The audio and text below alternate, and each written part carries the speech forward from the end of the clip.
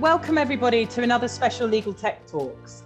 Many of you know me, but for those who are joining today who don't, my name is Frances Anderson and I'm the Managing Director of Net Law Media.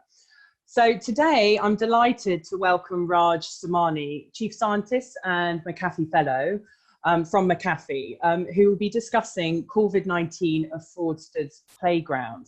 So this talk's going to look at the kind of growth in threats following the pandemic and what this means for our future. Now, to give a bit of an overview of Raj, many of you, again, may know him. For those who don't know him, he's a computer security expert working as a chief scientist and a McAfee fellow for cybersecurity firm McAfee.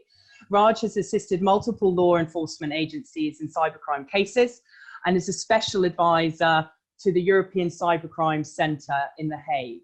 Raj has been recognised for his contribution to the community security industry through numerous awards, including the InfoSec Europe Hall of Fame, Intel Achievement Award, among many others. Now, Raj is also co-author of the book Applied Cybersecurity and the Smart Grid. Now, he can be found on Twitter, so at Raj_Samani, for any of you who want to follow up with him and speak with him following this today. Now, before I hand over to Raj, I'd like to go through some general housekeeping with everybody. This session is live, so therefore, if you'd like to ask Raj some questions, click on your name. If you want to speak live to him, raise your hand and we'll bring you into the conversation in about 25 minutes after his presentation. And or you can put it through the Q&A at the bottom or through the chat screen, which we'll be monitoring on either side. So, you know, looking at this, as I said, don't be shy, join in the discussion, and I look forward to you joining. Now, Raj, without further ado, I'm handing it over to you. When we look at really what's happened with regards to the pandemic, really the discussion began on the 28th of February. I was actually rushed to hospital because I ruptured my Achilles, and you know, for the next 2 weeks I was laid up in bed, really unable to move, and the only thing that I was able to do effectively was watch TV. And you know, for those of you that were keeping an eye on the media, certainly round about towards the end of February and beginning of March, you'll know and recognize that it was a pretty depressing time. We were getting early reports of the pandemic, which we'd initially assumed, you know, was really kind of limited just to Asia. But we began to see and witness the first cases come up in the United Kingdom and actually Western Europe in particular in the first instance. So for me at the time, I really somewhat naively began to think to myself, wow, this is bigger than all of us. This is certainly bigger than cybercrime. And I was somewhat naively half expecting an almost dip in criminal activity because we're all in lockdown. You know, none of us are actually going out. Therefore, none of us are able to actually carry out crime. You know, that assertion was almost backed up by claims from ransomware groups, certainly the Doppelpaymer and Maze crew, who said, and actually came out with public statements, who said, you know, we will always try to avoid hospitals, nursing homes. You know, we don't touch 911, only occasionally, or due to misconfigurations in their network. So my initial assumption was validated. We had criminals coming out saying, we're not going to go after the healthcare sector. In fact, I kind of anticipated that amnesty, I guess you can call it, extending itself from beyond just the healthcare sector to wider, because of course, who has time to go out and do, you know, CEO or email fraud scams at the time when we're worried about where on earth we're going to be able to buy milk from? A very real problem that I never thought I'd ever had to go through. What we realized very quickly was that initial assumption was somewhat misguided. It really wasn't very long. It was around about the middle of March, kind of like the 12th or 13th of March, that the initial trickle of phishing scams using COVID began to become a deluge. What originally began as, you know, a couple of malicious files was well in their thousands. In fact, and you know, we'll share a link with you afterwards, but we actually released a COVID dashboard that we were using internally to try to track where the targets were, who the victims were, and actually just the sheer scale and number of what we were witnessing. And from about the middle of March, the thousands became tens of thousands.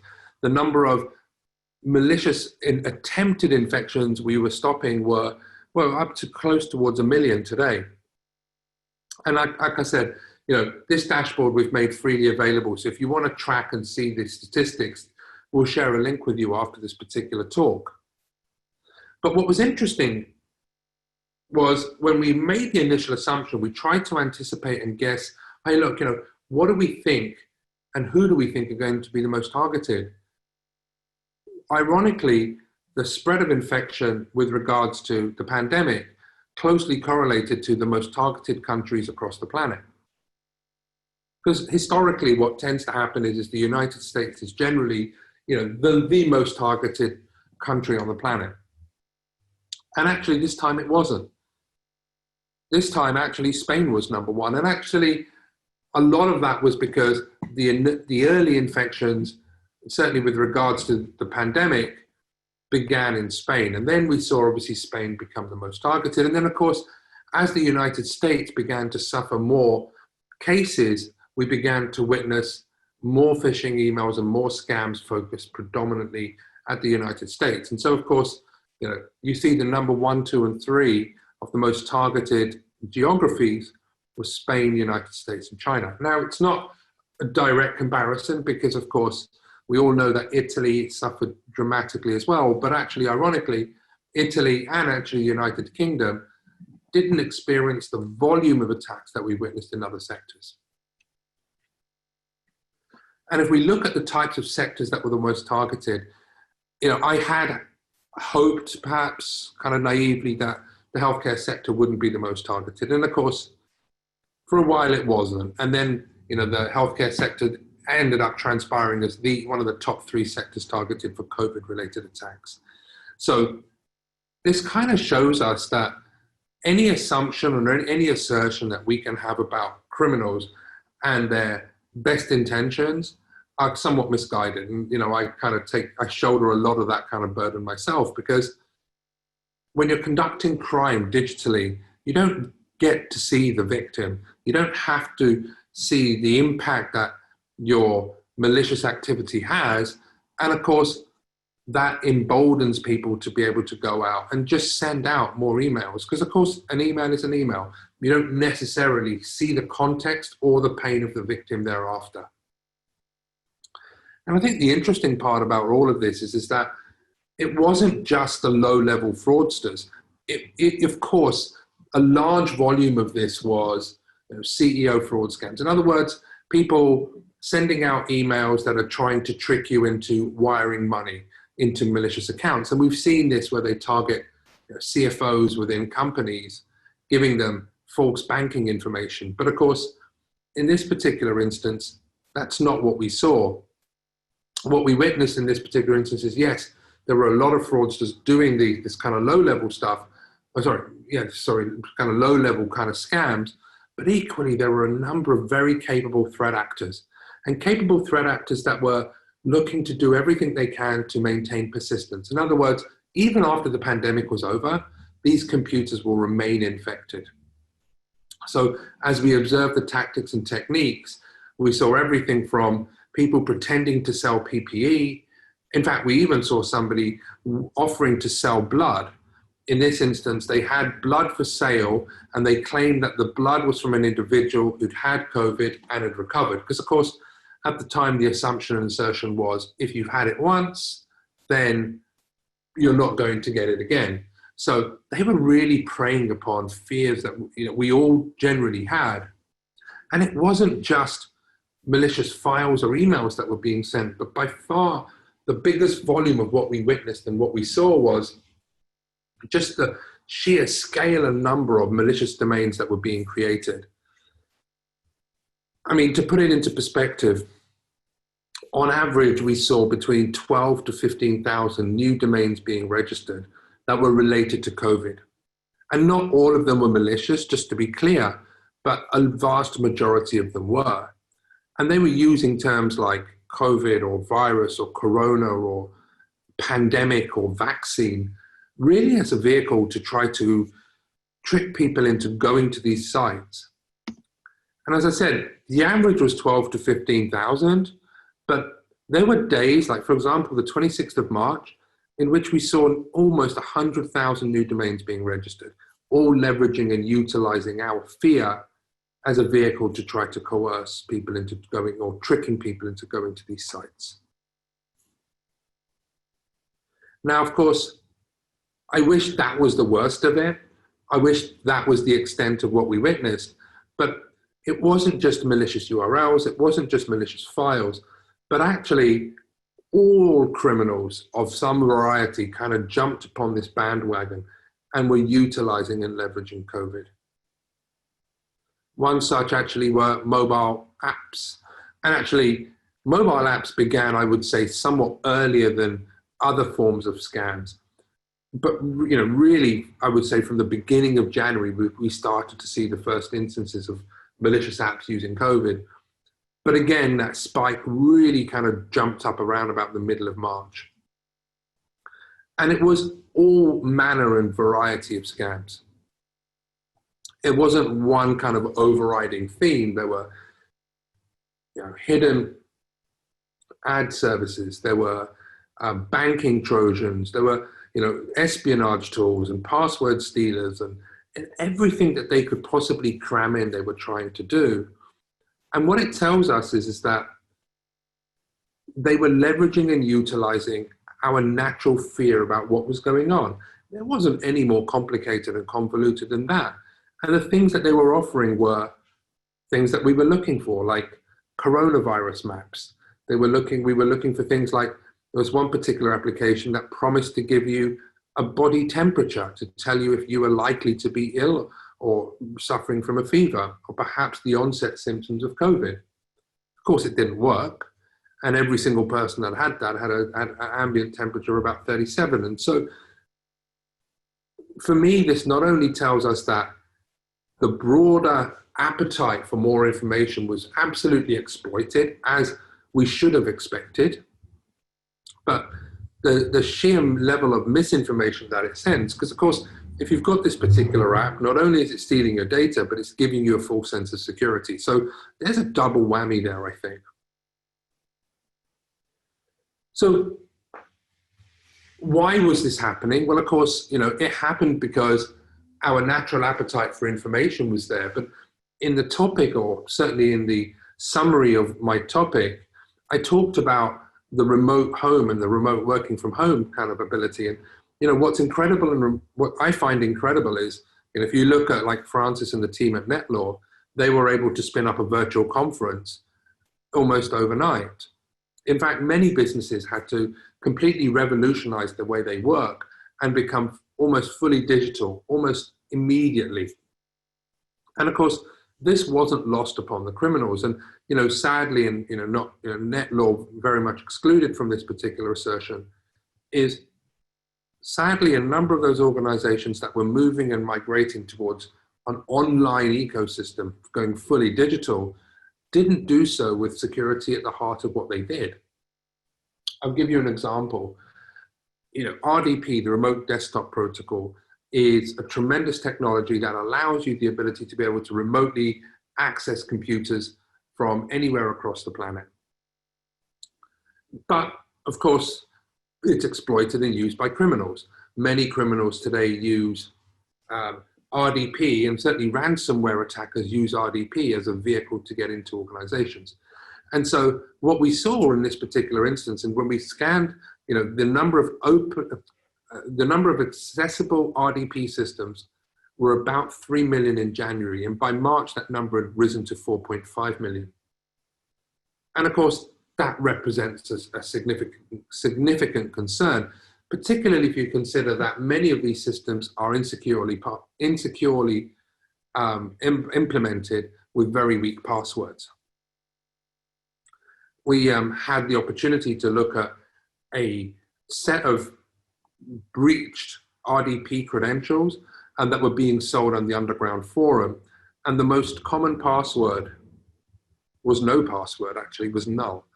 and then 123456 password and welcome and other very, very weak passwords. And so what happened as a result of all of everything that's occurred is our migration and move over towards using these types of systems were poorly secured. And of course, these were absolutely exploited in conjunction with the fact that our thirst and desperation for more interesting. So I guess when we look at the broader threat landscape, a lot of that I would have expected many of you to have been aware of. I certainly think that, and hopefully you weren't as naive as me, assuming that the criminals might take a breather. But the landscape with regards to threats is a lot more. There's a lot more of there are a lot more different types of attacks that we never anticipated. Historically, when we started, certainly when I started my industry, I started kind of fixing computers in a help desk. And, today we've had to be specialists, or we hire people that are, geopolitical analysts trying to understand what's happening in the world around us. Today, the platforms that are used to spread misinformation or target us are digital in nature. And of course, we can all sit down and question whether Brexit or presidential elections were influenced. But when we began to look at COVID, again, I was kind of contemplating whether the spate of attacks against 5G infrastructure was precipitated by foreign influence. I mean, why on earth would people go out and assume that the coronavirus is related to a mobile phone mast? And of course, what we realized very quickly was that's exactly what was happening. So we kind of asked ourselves a question. We said, well, okay, look, we've obviously looked at the traditional digital threat, but what about the non-traditional threat? What about the use and spread of misinformation? Is that being influenced by foreign parties? And of course, our initial research began looking specifically at 5G. And what we quickly realized was something like the 5G conspiracy, whilst in some way, shapes and forms was influenced by botnet activity, it wasn't significant enough. In fact, what we realized very quickly with regards to this analysis was the spread of information pertaining to 5G being correlated to COVID was really through miseducation. And what we saw was clusters of legitimate users spreading conspiracy theories about 5G. And that was very much amplified somewhat by botnet activity, but actually largely by clusters of communities of like-minded. I was going to use the word morons, so I probably should continue with that. But really, that's what it was. People with actually believing that. So we quickly realized that actually, as we look into misinformation, it wasn't really an area that we kind of looked hard enough at. And of course, as we began to look at misinformation campaigns being run by foreign governments, what we realized actually was, in this particular instance, it was very active. It just wasn't predominantly focused around 5G. And so we've seen the spread of misinformation related to not only COVID, not only conspiracy theories, but equally around civil disobedience with regards to, like lockdown is a basic human right and so forth. But not only that, but attempts to try to influence and spread kind of disharmony related to the Black Lives Matter movements as well. And so we've seen a lot of discourse intentionally being pushed by foreign parties. And so I think, as we look at what's happened in the threat landscape around us, it's been absolutely crazy. So I guess I want to ask the question, and I've got about 5 minutes left, I guess a lot of this was expected and a lot of this should have been anticipated. The sheer volume, the sheer scale, and the number of various different channels are probably the most surprising thing of all. But what can we begin to do in order to be able to combat this? Because, of course, the cybersecurity industry in itself is having a lot of internal turmoil with regards to the accusations that it's a toxic workplace and toxic industry. I think whilst there are those individuals that may be perceived as negative, may be perceived as toxic, there's still a lot of good happening within the industry. And a lot of what's happening pertains to areas where, I think we need to get together as an industry and really start to push and promote. Now, one such area that I do want to share with you is around vulnerability disclosures. And when I started in this industry, notifying an organization that had a vulnerability in their products or their system or their services would have resulted in legal action. And so what we're seeing today is a slow change and a slow deviation from that. For those of you that have heard me speak before, you'll know I talk a lot about No More Ransom, which is an initiative we co-founded. And No More Ransom is a tremendous example of what can happen as an industry when we put the commercial pressures or our ego to one side and do everything we can to try to promote safer practices and safer computing. The one thing that I want to leave you with is this. I've given some examples of positivity. I've given some examples of where we've looked beyond our day-to-day jobs and done what we can to help fight ransomware developers head on, give free decryptors away for people that have experienced ransomware. Or we've done everything we can to make other people's products better and responsibly notify them and work with them in an effort to be able to make better products for them, with no benefit to us at all. And so there are some wonderful examples.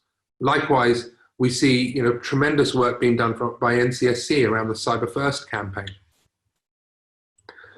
So if we look around us, there are some very positive examples of what's happening within this particular industry, within this particular sector, to try and make a safer place so that people do get the right information, so people aren't given a false sense of security about their own health and well-being, so that hospitals can focus on treating patients as opposed to trying to find the working decryptor for files, or even pharmaceutical companies with the opportunity to be able to focus on finding a vaccine rather than having their research stolen from under them and shared with third parties. And so all of this is absolutely imperative. And I always say that cybersecurity is the foundation of which our society will be built for in the future. My question is what can you do? What can you do to be able to combat some of these attacks, combat some of these heinous crimes that are occurring online, and do what we can to try to make the world a safer place? Because quite frankly, I was once asked the question, are we winning the war? And I stupidly answered that question in a binary fashion. It's fair to say the criminals have a huge advantage. They don't have to, they don't necessarily feel the need to blog or tweet. They don't necessarily feel the need to share with us their plans or what their products look like or anything. This asymmetry of information is definitely against us. Likewise, criminals and adversaries have been working together for decades now. What can we, each of us, begin to do to be able to make this at least more of a level playing field? Thank you very much. And I'm going to open up to questions. But before I do, I will say that the dashboard, we'll share the link with you afterwards with regard to the dashboard, so you can actually track this as well. But not only that, we'll also be making the dashboard available free of charge. So if you want to track the top threats as well, that will also be available too. So we hope you enjoyed the talk, and please do stay safe. Francis?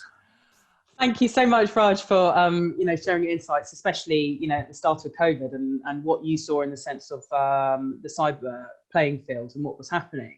We've got a question from someone who's remaining anonymous, but he goes, "Hi, Raj, very interesting talk. Do you have any security concerns with respect to the Test Tracer app, which the government is currently embracing?" Good question. Yeah. Wow. That's like a can of worms there. Yeah. I mean, look, any application which has the ability to be able to track, who I communicate with, where I go, have access to basically all of my movements, of course, it is a massive, massive concern. And, I think this kind of plays back to something I've discussed in past talks is, like the concept of privacy to me, disappeared a long time ago. What this kind of plays down to is, for me, the three tenets of what privacy should look like in the future, which is transparency, consent, informed consent, I have to stress, and value. And as long as those three tenets are met, then I don't mind anybody kind of encroaching upon my privacy. And so the question that I would say is yes, I'm concerned, but if I have the level of transparency that makes me comfortable and confident, if I am told about what is occurring and I have full informed consent, and then it provides me with value, well, look, I think the value statement is clear.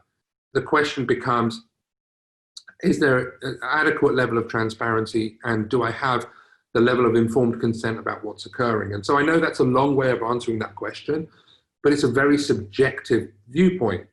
And so for me, I would need to be assured that, this is what you're using it for, this is what's going to be done with my data, this is who it's going to be shared with, et cetera, et cetera, et cetera. And as long as it meets my own internal kind of bar, then I think that's great. I think the question you've got to ask yourself is, are those three tenets met adequately enough for you to feel confident enough to allow other people to be able to actively track what you're doing and where you're going? So, so it's not a yes and no. It's a yeah, probably, but equally there are some countries where they don't give you that level of transparency. They don't tell you what's going on.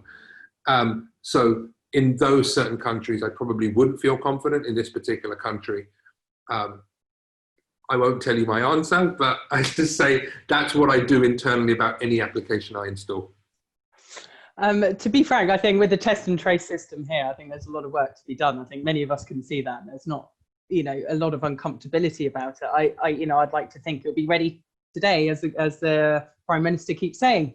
But at the moment, contract tracing, contract testing. I remember that one. Yeah. No, and look, I mean, we've got to be.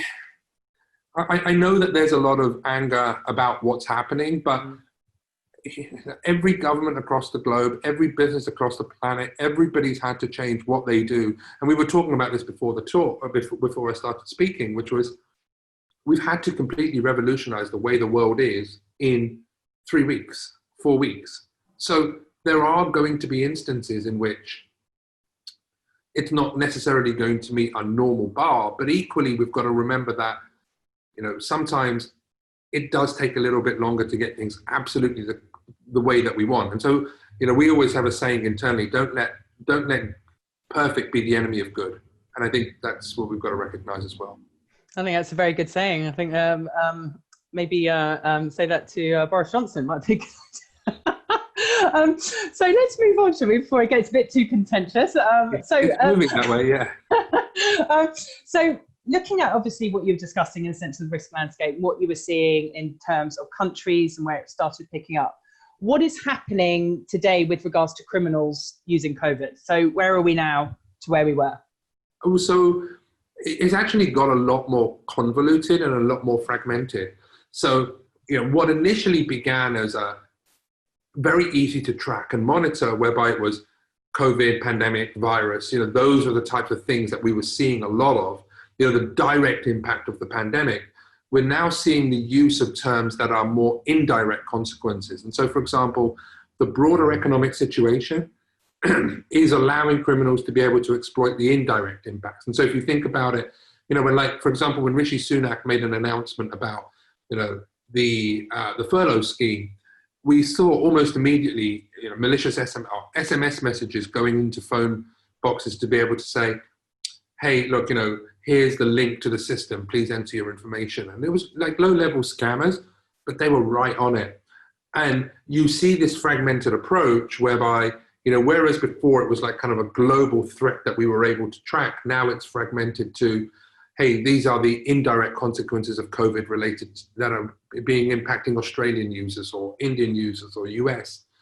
And of course, there's this constant stream of other things, indirect consequences, like not only economic impacts, but things like streaming services to, like Netflix, for example, or hey, your Amazon delivery's here, because we're all now ordering now a lot more with Amazon, or we're watching a lot more Netflix and so forth. So it's become a lot more fragmented and a lot more kind of country-specific related campaigns, as opposed to the ability to be able to look at it from like kind of one world view. Thank you for that, right? I mean, but you sort of, again, you're saying low level, and gave some examples there. But what more can be done, do you think? Well, I think the most important thing people can do is, and I know it's difficult, but try to stay on top of the threats. I mean, there's still phishing emails. So the core security of the core controls and awareness campaigns that you implemented should still work.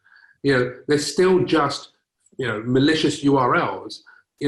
So the basic principles of what we've always discussed, which is strong cyber hygiene, which is, back up your data, make sure that you monitor what's going on in your network, make sure that you inform your users, talk to them about the malicious apps that are out there. I mean, it's not an evolution.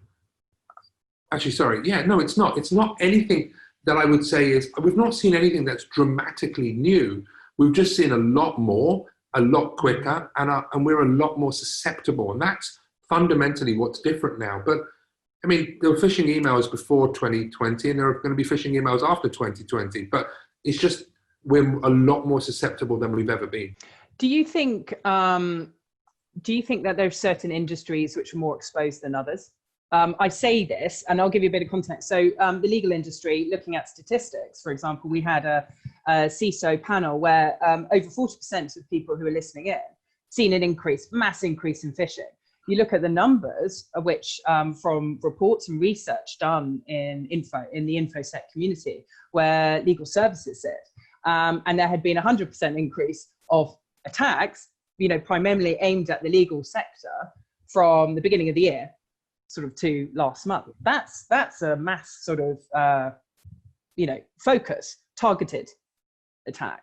So do you see one sticking out more than another? I mean, you mentioned healthcare before, or do you think everyone's really in the same mix? There isn't one which is more open than others? Well, I think the legal sector needs to not be necessarily focused on prevalence. And when we talk about prevalence, we talk about volume. The legal sector isn't one where you're naturally going to say, oh, well, that's number one in the world for coin miners or whatever, because it's a very niche industry. It's a smaller industry than, say, for example, some of the other sectors. But where I think the legal sector needs particular focus on are some of the more targeted campaigns. And so we've seen examples in which ransomware operators will break into companies, steal data, and then threaten to expose that unless you pay. And of course, they're even offering auctions on client data that's been gained from legal environments. And I think for me, not necessarily the prevalence is an issue, but those very, very, very targeted attacks in which they're specifically targeting the legal sector because they know that you've got tremendous information. And they know that actually your reputation when it comes to confidentiality of client data is literally the difference between staying operational or not.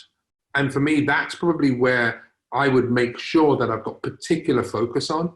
The kind of low-level COVID-related fraudsters, of course, you need to be worried about, but it's those insidious level of attacks where they look to try to get into your environment, look to steal your data. And trust me, that's not a place you want to be. Absolutely not. This is interesting. We just had a question from Jack Hathaway. So thank you, Jack. He goes, "Hi, Raj. Thank you for talking about this area. It was really very insightful. Do you believe that a key weakness that we are facing in combating cyber criminals today is relating to the lack of collaboration, and communication between the different industries in society? So cyber, healthcare, business, legal, governmental." Yeah, it's the right question to ask. I mean, our job is harder than the criminal's job. I mean, you just, like I talked about this concept of asymmetry of information. A criminal can basically join any particular conference or a webinar and listen and learn about, new vulnerabilities. And we've seen that. We've seen new vulnerabilities get released and used out there in the wild. And so there is collaboration occurring, but fundamentally we lack transparency within the industry that we live and we work in.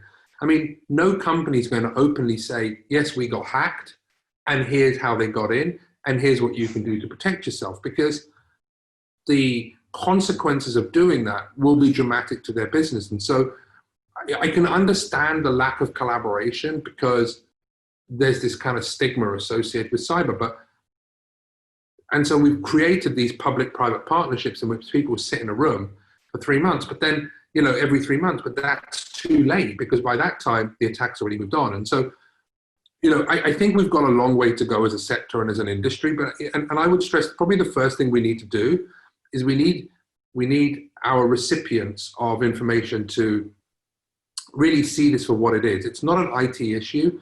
It's much more important than that. And I talked about, influencing elections, influencing the democratic process of our society.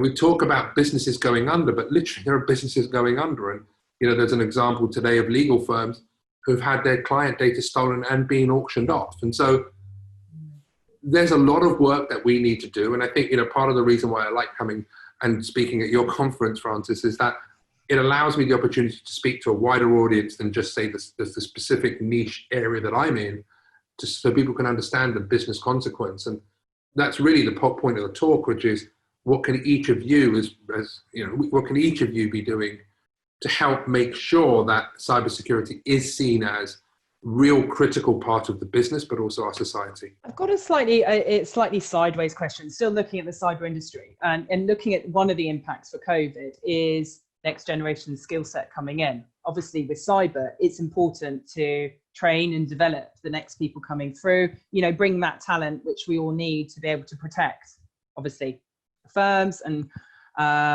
businesses globally. Do you feel that there's going to be an impact on what COVID's had on this skill set coming through? I mean, look at, you've got a lot of A-level students, suddenly thousands of people potentially may not have an opportunity to come through.